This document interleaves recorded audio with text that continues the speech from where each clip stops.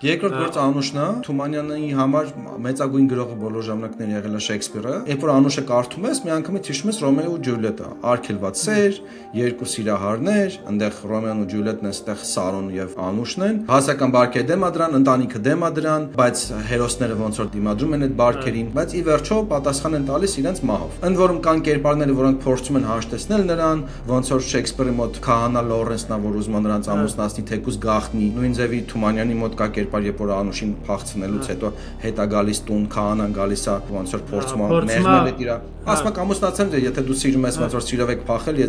ես դες կամուսնացնեմ, այդ քահանայի կերպարը այստեղ շատ կարևոր է, որովհետև եզակի դրական կերպար է Թումանյանի մոտ, որը փորձում է ոնց որ համայնքի մեջ հակասությունները, ողբերգություն էլի, բայց մեկը ի վերջո ողբերգությունը լինում է, որովհետև ինչ որ առումով ճակատագիրը կանխագուշակված է, կանխատեսված է, չես կարող խուսափել այդ ճակատագրից էլի։